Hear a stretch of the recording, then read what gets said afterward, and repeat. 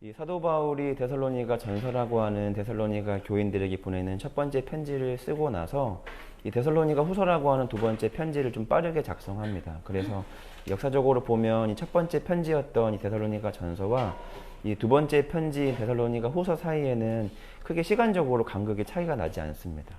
이 첫 번째 편지를 작성을 했을 때는 사도 바울은 먼저 그들에 대한 안부, 또 위로, 격려, 칭찬과 함께 디모데를 통해서 현재 지금 그들이 예수님에 대한 재림에 대한 이 오해와 잘못된 이해가 있어서 그것을 바로잡는 다양한 주제들이 이 데살로니가 전서 첫 번째 편지에 포함되어 있다고 하면, 이 데살로니가 후서는 그 후에 들려오는 그 다음의 이야기 속에서 여전히 그들 안에 다양한 문제들이 있는데, 그 중에서도 예수님에 대한 재림에 대한 이야기가 여전히 그들 앞에 더 불거졌고, 첫 번째 보낸 이 편지를 보냈을 때보다 오히려 더 이 문제가 더 심각하게 심화되어서 사도 바울은 빠르게 이 편지를 작성해서 그들에게 예수님에 대한 재림과 그 성도의 태도가 어떠해야 하는가를 다시금 이 전서에 담지 못했던 내용들을 이 두 번째 편지인 이 후서의 내용에다가 충분하게 그 내용들을 담고 있습니다. 우리가 오늘 이 2장을 통해서 예수님에 대한 재림과 그 예수님에 대한 재림을 기다리는 성도들의 삶이 어떠해야 하는가를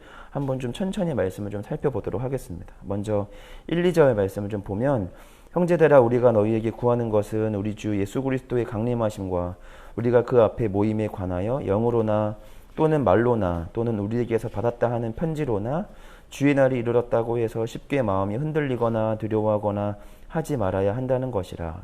아멘.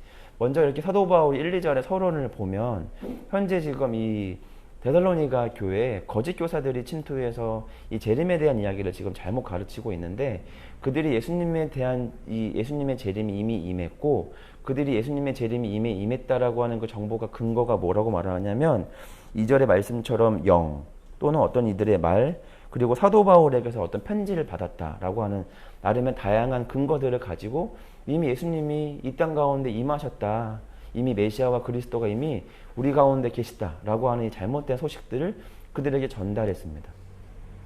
그러니까 데살로니가 교인들은 좀 혼란에 빠질 수밖에 없죠. 왜냐하면 예수님의 재림이 임했는데 자신들의 삶에는 어떠한 변화가 벌어지지 않았기 때문에 혹시 우리가 예수님의 어떤 재림에 관한 우리가 잘못 준비한 것은 아닐까, 우리의 신앙과 믿음이 뭔가 잘못된 것은 아닐까라는 이 혼란과 또 이 실족과 또 위기가 현재 지금 그들 앞에 닥쳐왔습니다.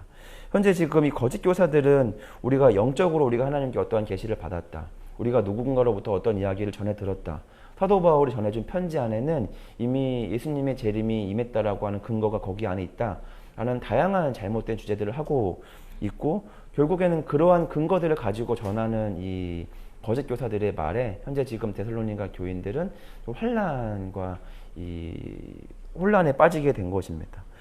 이 사도 바울은 현재 지금 그들의 어떤 신앙을 바로잡는 데 있어서 현재 거짓 교사들이 주장하고 있는 이 영, 말, 이 편지는 결국 하나님의 말씀이 아니라는 것을 먼저 말하고, 우리가 보고 있는 이 5절의 말씀을 통해서 다시 한번 그들에게 일깨우는 것은 바로 뭐냐면, 내가 너희와 함께 있을 때에 이 일을 이미 너희에게 말한 것을 너희가 기억하지 못하느냐라는 이야기로 다시금 그들의 신앙을 바로잡고 있습니다. 왜냐하면 이 곧 이어서 3절부터 나오는 이 사도 바울의 이 주장은 바로 뭐냐면, 예수님의 재림은 그냥 아무도 모르는 때에 임하는 것이 아니라 예수님의 재림은 반드시 그 전에 그 말세 때에 따르는 징조들이 반드시 존재하는데, 그것이 바로 뭐냐면 3절부터 나오는 이 배교하는 일 또는 불법의 사람 멸망의 아들이라고 말하는 이 적그리스도가 반드시 나타나게 되고, 이 예수님이 앉아야 되는 이 보좌와 경배와 숭배의 자리를 대신해서 대신 그것을 이렇게 내가 신이다, 내가 하나님의 아들이다, 내가 메시아다,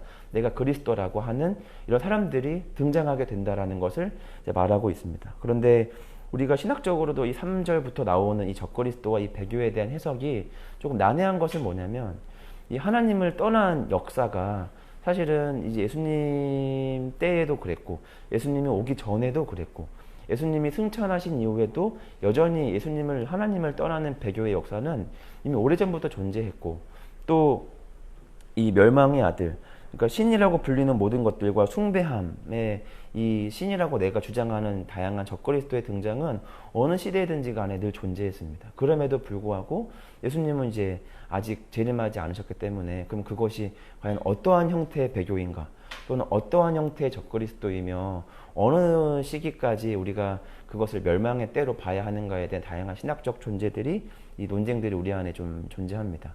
그럼에도 불구하고 우리가 오늘 본문을 통해서 좀 해석할 수 있는 건강한 근거는 바로 뭐냐면 그때가 언제인가를 알려고 굳이 할 필요가 없다라는 게 사도 바울이 말하는 겁니다. 사실은 사도 바울이 말하고자 하는 건 바로 뭐냐면 이 마지막 때가 되면 뭐 배교도 벌어지고 하는 등의 다양한 신학적 이 혼란은 바로 뭐냐면 결국 마지막 때 예수님이 다시 재림하는 그때가 될수록 더욱더 우리가 믿음과 신앙을 지켜서 하나님을 예배하기가 어려워지는 시기가 다가온다라는 것을 말하고 있는 거고 그런 시대가 다가올수록 성도들은 그때가 언제인가를 구분하려고 하는 그 노력보다 오히려 그때가 언제인지 상관없는 믿음과 신앙을 가져야 된다는 것을 사도 바울은 지금 말하고 있습니다. 그러니까 예수님이 사도행전 1장에서도 보면 이제 승천하시기에 앞서서 제자들과 이런 다양한 말들을 할 때에도 이 제자들은 이스라엘이 회복되는 그때, 예수님이 다시 오시는 그때가 언제인지 궁금했습니다. 근데 예수님이 그들에게 마지막으로 남기시는 말씀 바로 뭐냐면 그때인지 너희는 상관할 바가 아니고 너희가 알아야 되는 건 먼저 이 예루살렘과 유대와 이 사마리아와 온 땅까지 이르러 그리스도의 증인이 되어야 된다라는 이 마지막 사명을 남기신다라고 하는 겁니다. 만약에 예수님이 언제 오신다, 뭐 예를 들어서 뭐 2025년 뭐 몇 월 며칠에 오신다 아는 것이 우리한테 유익했으면 하나님은 정확하게 우리에게 날짜와 시간들을 말씀해 주셨을 겁니다. 그런데 사실은 그 날짜를 아는 것이 우리에게는 굉장히 무익하기 때문에 하나님은 굳이 우리에게 그 날짜들을 말씀하지 않으셨고 다만 그때가 언제인지 상관없이 우리에게 주어진 이 신앙인과 그리스도인의 삶을 먼저 수행하는 것이 가장 중요하다라고 사도 바울과 예수님은 우리 가운데 그렇게 말하고 있습니다. 이 거짓 교사들 그리고 데살로니가 사람들이 빠지는 잘못된 신앙적 이 편식이라고 하면 그것이 바로 뭐냐면 예수님이 언제 오시는가 이것에 함몰되어 있었다라고 하는 겁니다. 지금 오셨다, 뭐 곧 오신다 이런 어떤 이 극단적 세대주의라고 하죠. 이런 사람들이 말하는 어떤 이 공포심을 주장해서 신앙을 다시금 견고하게 하려는 이 거짓 교사들의 이 노력에 이 악한 것이 바로 뭐냐면 사실은 예수님이 언제 오시느냐보다 더 중요한 것은 아까 말씀드렸던 것처럼 예수님이 언제 오셔도 이상하지 않는 믿음을 갖는 게 사실은 더 중요합니다. 그러니까 뭔가 예수님이 내일 모레 오시니까 그 내일 모레 오시는 거를 맞춰서 우리 신앙생활을 그때를 위해 달려가는 것보다 사실은 오늘 우리에게 주어진 선물 같은 오늘 하루가 하나님 보시기에 흠 없고 거룩하고 또 세상 앞에 우리가 믿는 자로서의 신앙을 드러내는 것이 사실은 더 중요하기 때문입니다. 만약에 하나님이 언제 오신다 그때를 맞춰서 편하게 막 신앙생활하고 내 편한 대로 살다가 그때가 다가오면 이제 그때서야 이제 말씀 보고 또 기도하고 새벽 예배 나오고 또 수요 예배 나오고 사실 그런 신앙은 건강한 신앙이라고 볼 수는 없기 때문입니다.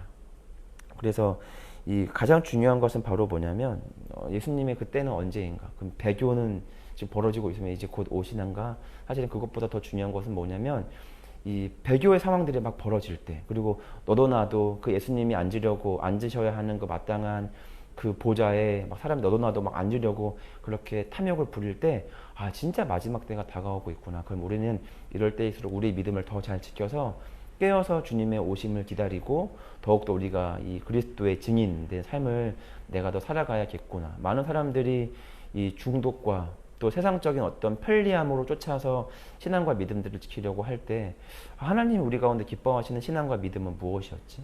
그래서 더욱더 말씀 보기에 힘쓰고 그 말씀 안에서 하나님께서 우리 가운데 또 가르치시고 의도하시는 바가 무엇인지를 알려고 노력하고 또 기도 가운데 우리가 주님의 마음을 더 깊이 알려고 노력하고 또 우리 가운데 주어진 이 가정과 일터에서 하나님께서 우리 가운데 맡기신 사명들을 잘 감당해야 되는 것이 사실은 더 중요하다라고 하는 겁니다. 결국 이 후반절의 말씀들을 보면 이 마지막 때가 되면 너도 나도 그 예수님의 자리를 이제 탐하는 자들이 나타나게 된다라고 하는 겁니다.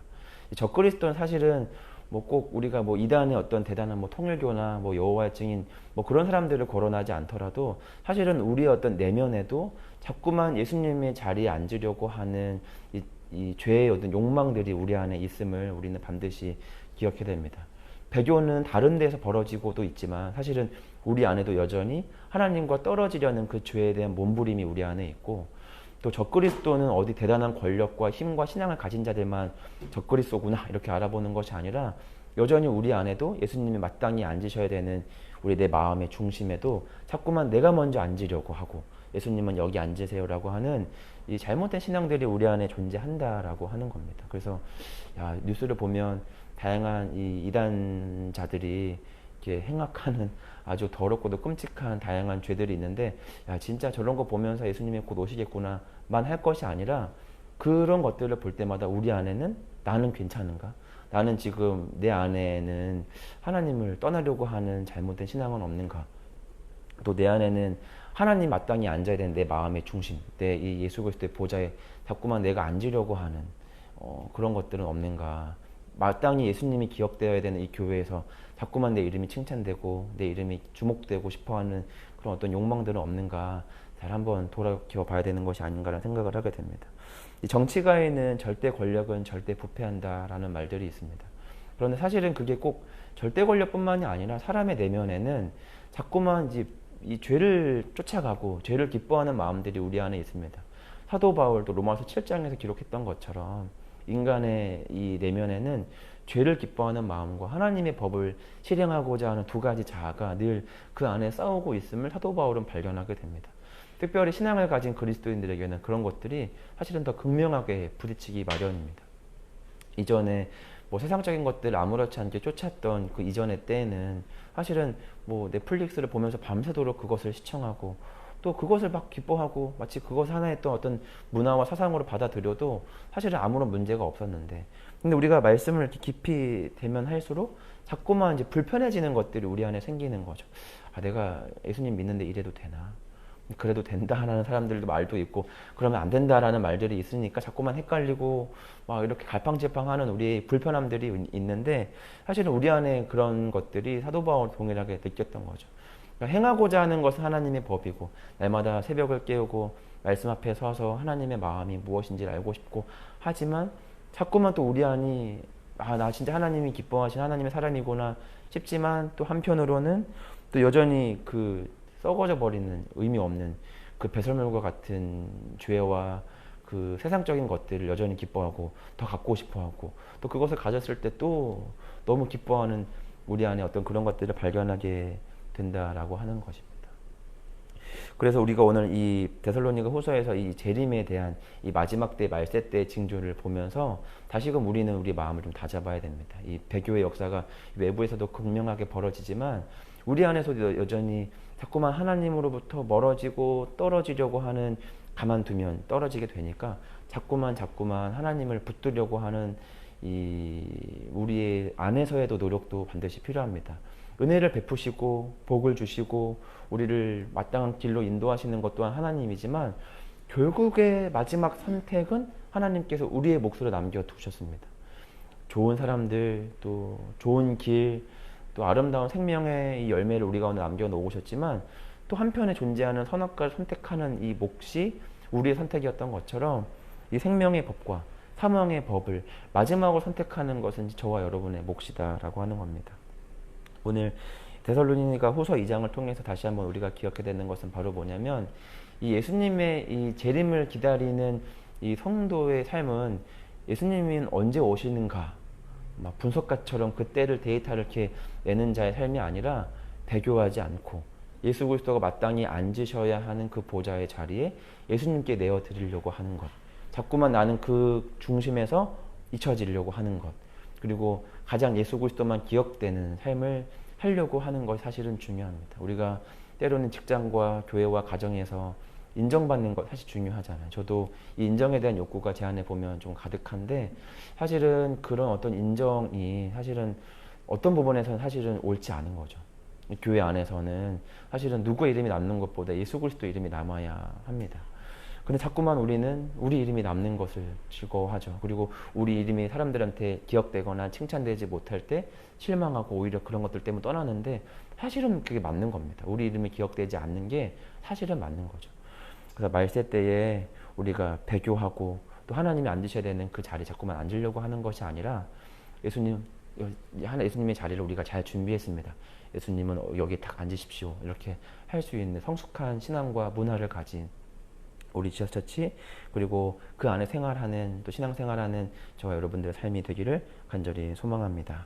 이 시간에 같이 우리 좀 기도했으면 좋겠습니다. 첫 번째로 기도할 때에는 그 예수님의 재림을 준비하는 우리 교회 되게 해 주십시오. 그래서 예수님이 언제 오셔도 이상하지 않는, 예수님이 언제 우리 교회를 찾아오시고 또 방문하셔도 기뻐하실 만한 우리 교회, 또 나라고 하는 한 교회가 되게 해달라고 함께 우리 기도했으면 좋겠습니다. 그래서 우리 안에 이 배교의 역사가 벌어지지 않도록 이 적그리스도에 대한 이 욕구가 다 사라지고 하나님을 가장 친밀하게 느끼고, 또 예수 그리스도께서 앉으셔야 되는 그 보좌에 마땅히 그 자리를 내어드리고 나는 가장 낮은 자리에 앉을 수 있는 나의 신앙과 믿음이 될 수 있도록 함께 우리 기도했으면 좋겠습니다. 두 번째로 기도할 것은 이제 우리 지하철지주 후반기가 이제 시작되고 있는데, 우리가 다시 한번 전도와 또 예배와 신앙의 가장 중요한 가치들에 우리가 열심을 다할 수 있는 우리 교회가 될 수 있도록, 가치 없는 것들보다 진짜 가치 있는 것들, 우리가 지금도 우리가 제2시 성경 통독을 하고 있는데 말씀 읽기에 더욱더 힘쓰고, 또 예배하기에 모이기에 더욱더 힘쓸 수 있는, 또 전도하기에 힘쓸 수 있는 우리 교회가 또 나 한 사람이 될 수 있도록, 그리고 각자 가지고 나오신 기도 제목 가지고 함께 기도할 텐데, 제가 먼저 기도하고 함께 우리 기도하며 나아가겠습니다. 기도하겠습니다. 주님 감사합니다. 우리를 거룩한 자리로 우리를 부르시고 하나님의 말씀 앞에 서게 하시니 주님 감사합니다. 그 말세 때에 많은 사람들은 주님이 언제 오시는가 궁금해 오지만, 우리가 오늘 말씀을 통해 다시 한번 깨달은 것은 언제 오시는가 보다 중요한 것은 언제 오셔도 이상하지 않는 우리의 신앙과 믿음을 주 앞에 정돈하는 것이 더 중요한 것임을 배웠습니다. 주님, 우리가 우리 마음의 중심에서 우리가 이제 물러납니다. 예수 그리스도께서 우리 마음과 우리 교회에 가장 중요하고도 가장 드러나는 자리에 앉으시고, 우리가 자꾸만 인정받고 칭찬받고 기억되고 또 신이라 숭배받는 것처럼 그렇게 숭배받는 것에서 자꾸만 물러날 수 있도록 인도하여 주셔서, 그래서 이제 지하철 후반기 우리가 더욱더 예배와 기도와 말씀과 전도에 힘쓰는 교회가 되게 하여 주시고, 본질로서 여겨질 수 있고 본질을 추구하는 가장 건강한 교회가 될 수 있도록 인도하여 주셔서, 이 모든 말씀 살아계신 예수님의 이름으로 기도합니다. 아멘.